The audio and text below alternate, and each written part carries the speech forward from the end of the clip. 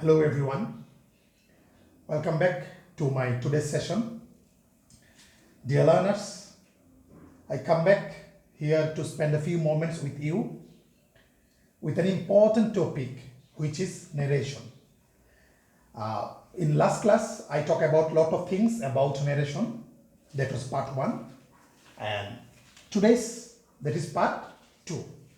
And this topic is very important for our students from class 8 to 12. So you know it very well. So let's see. Dear learners, before starting the class, let me introduce myself. I am Narration. I am an assistant teacher in English, 34th BCS, non-cadre, Jointapur Government High School, Jointapur, Sylhet. Dear students, in last class, we talked about various rules. Today, I'm going to talk with you about specifically based on sentence. So first comes that is assertive sentence. So we know what is assertive sentence. And whenever you find assertive sentence in direct narration, if you want to make it indirect, you have to follow the rules. That is, if it is in present continuous, you will convert it into past continuous. So have a look. Munna said, I am reading a newspaper. So if we make it indirect, Munna said that he was reading a newspaper. That was in present continuous. We make it past continuous. Alright. Number 2, Rumana said, my father would go home tomorrow. So we are going to make it indirect. Rumana said that her father would go home the following day. We know why we use following day, because of tomorrow. And if you find would in a sentence, there will be no change. So that is about assertive sentence. Alright. Next, we have the most confusing one, that is interrogative sentence. So in interrogative sentences, you know there are two ways of asking or making question. So you have to be clear about it. One is using auxiliary verbs. So what is auxiliary verbs?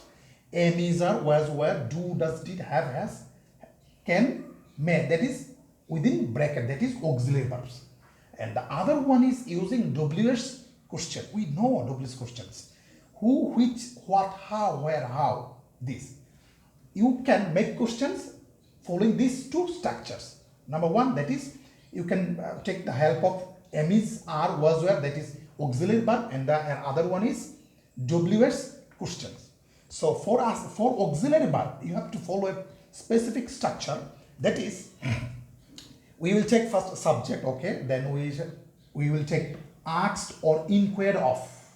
All right, then object, if any, you know this, and then we will take if or whether, and then subject of reported speech, bar plus extension. So have a look. Imran said to his son. So because of said to, we will take asked. Imran asked his son if he means what? His son. If he liked poetry. Alright. So we will take if or whether in interrogative sentence. And we will take if and then subject of the reporter. That is, do you like? It will convert it into that one. He asked his son if he liked poetry. Okay? Alright. Number 2. Runa said to Shumi, will you meet me tomorrow? Alright. Questions mark. And Runa asked, because of said to, we will take asked and then Shumi, and we will take if or whether. You can say if or whether. If she means what? She means Shumi. Would, will convert it into would meet her the next day. Okay? That is applicable for auxiliary verb. Next, we have another way for WS structure. So for that, we have to follow the same criteria, but we have to keep in mind one thing, that if it starts with WS questions, it will remain same. I mean, it will remain same. There will be no change. Okay? So have a look. He said to me, where do you live? He said to me, where do you live? So he asked me, all right, where, WH, that is remain same. And then we take subject, where I lived. Okay? And then he said to his father, what are you going now? All right. So he asked his father what he means what? His father. What he was going then. Why? Because that is in present continuous. We will convert it into past continuous. So that is all about Dublitz questions. Okay. Let's see. We have another important sentence, that is imperative sentences. So what is imperative sentence? You already know, I think. Okay. So for that you have to follow that structure. That is what we have to take subject, order, requested or advised, and then object if any, and to or not to. All right. And then base form of the verb and then extension. Have a look. The teacher said to the students, said to, always speak the truth. So if it is in advised, that is why we used the word that is advised, said to. Instead of said to, we used advised. The teacher advised the students to speak the truth always. Dear learners, have a look in imperative sentences. We have to put to, all right, and then base form of the verb, nothing else. But if it is in negative sentence, you have to put not before to. So there is example for this. The teacher said to the students, don't make noise in the class. That is negative sentence. Okay. The teacher ordered the students not to make, have a look, make it clear. Because don't make noise. That is negative sentence. That is why you have to put not before to and then base form of the verb, make noise in the class. Okay, all right. Next, we have the most important rules using imperative sentence, that is use of let. So let, we know we use it to permit or to propose something. So for that you have to follow the structure, that is subject, propose or propose to. Okay, and then object if any, and that, and then that. And then they or we, there will be two subject, they or we, should and base form of the verb. Okay, and then extension. And there is a note for you, that is if subject is in third person in reporting verb. Have a look. If the subject is third person in reporting verb, then we will take we, and if subject is first person, then they. Okay. He said to me, let us go out for a walk. So he said to me, we used propose to me. He proposed to me that we, that, all right, that must come. Then we should go out for a walk. Why we take we? Because reporting verb is in third person. That is why we take we. All right. Now, you can convert or you can write this sentence in another way. That is, have a look. We said to the chairman, let us drop the matter. Let us drop the matter. So we proposed or suggested the chairman dropping the matter. You can write this way also. All right. Let's see. We have optative sentence. Dear students, you have to follow one structure for that only. That is very easy. So what is that? Subject, we will take subject and then wish or pray, and then that. Then subject of reported speech, may or might, and then from base form of the verb. So let's see. Father said to me, father prayed that. All right. Said to me, father prayed that I might. All right. I, may will convert it into might. I might pass in the exam. Father prayed that I might pass in the exam. Okay. Next, another one. The teacher said to the students, may Allah bless you. So the teacher wished that. Okay, wished that. And that will take that. Allah might. There is the subject is Allah. Allah might bless the students. Okay. Very good. Let's see. We have another one, that is exclamatory sentence. So in exclamatory sentence, we will take a structure that is exclaim or exclaim with joy or sorrow. So when we express joy, when we find something pleasure, all right, and when we express sorrow, when it is something bad or unhappy, and then that, and subject of reported speech, then verb according to reporting verb.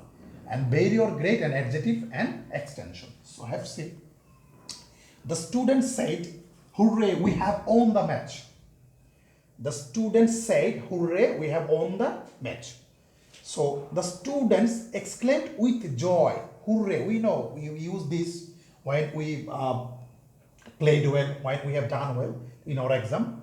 So the students exclaimed with joy that they, that is subject of reported speech, that they have won the match. That is in present perfect. Present perfect, we convert it into past perfect. That they had won the match. All right. And then the man said, "What a terrible sin it is. What a terrible sin." So the man exclaimed with sorrow that it was a very terrible sin. All right. I think you understand that is in present indefinite. We convert it in past indefinite. Okay. Dear students, now I will discuss with you about how you can solve passage narration, how you can deserve the full marks in this passage narration. So for that, let's see. First of all, you have to read the text carefully, and you have to identify the speaker and the listener and the mood of the text. You have to do it very carefully. And then you have to keep in mind the second thing, that is reporting verb must become first place all the time at the times of making indirect. So in sometimes you may find that reporting verb in second place as or something else, but whenever going to make it indirect, you have to put it at the first place. All right? Yes. And then in case of more than one statement in assertive sentence, you have to follow these ways. I mean, if we find more than one or two or three statement or assertive sentences, you have to add like this, that is added that, further added that, also said that, and again said that. All right? Okay. In case of interrogative sentence, what you have to do? You have to say also asked. If you find more than one, I'm talking about, and then again asked, and then further asked. All right? Very good. Let's see, there is another important rule for you, that is in reported speech we will find sometimes some word that is yes or no. So if you find yes or no, that will be replaced by, that is subject, and then replied in the affirmative or negative. Okay. There is another rule also, that is it has been written here, that is subject, do, does, did, am, is, are, was, were, have, has, had, etc. Or if it is in negative, you have to say like this, that is subject plus don't, doesn't, didn't, am not, isn't, aren't, wasn't, weren't, haven't, etc. All right? Okay. Let's see. In direct sentence, there is an example for you, that is direct. Rani said to me, "Have you finished the homework?" I said yes. So Rani said, Rani asked me if I had finished my homework, full stop. And I said yes. We will write it in this way, that is I replied in the affirmative, full stop. Or you can say I said, and then subject again, I had. Okay? All right. Next, we have another rule, that is if there is statement after yes or no, then one has to follow reply in the affirmative or negative and said that. It means if you find there is another sentence after yes or no, and in this case you have to write like this, that replied in the affirmative or negative, and you say and said that. Okay? Very good. There is another common rule, that is in indirect speech we will find the word sir. So if you find this word sir, you will write in this way, that is addressing as sir, or you can say respectfully, with due respect, if you find the word sir. Okay, good. In direct speech, in case of address, will be replaced by addressing as. Sometimes we find that is, we can say Kamal, come here. We will find these sentences. So in this case, you will say like this, addressing as Kamal or addressing as Shumon, something like this. All right, very good. Now, sometimes you will find using these word, that is in case of by Allah, by job, by God, and by my life. We sometimes. So if you find these word in direct narrations, so you have to convert it this way. That is swearing by Allah, God, or job. Then you will put the sentence that remains. All right, you will put it as usual. Okay, all right. Next, out of inverted commas, if there is any extra phrase, that X will be come first. I mean, sometimes you can see there is an example. Are you brothers at the mistress of the house? Okay, turning to the dervishes. So turning to dervishes, this is an extra phrase. So it will come first. Okay, so turning to the dervishes, the mistress of the house asked if they were brothers. Okay, and you will do the rest of the words as according to tense. All right. Now we have another rule, that is if there is interrogation marks in assertive form, that sentence must be converted into interrogative form after being surprised at first. So you have to keep in mind one thing, that sometimes we will find some sentences that is we will find interrogation marks, but sentence it is in affirmative form. So have a look. There is an example. You have remembered how she looked all the years. So remember, that is an assertive sentence, but we will there is an quotation interrogation marks. All right. So in this case, we have to convert it into interrogative sentence. But firstly, you have to put being surprised at the beginning of the sentence. Okay. So see, being surprised, comma, she asked me if I had remembered how she had looked all those years. So dear students, that is all for today. So I would like to suggest you, for better understanding, you have to practice it. And if you have any type of confusion, inform me in the comment sections. So stay safe and stay connected.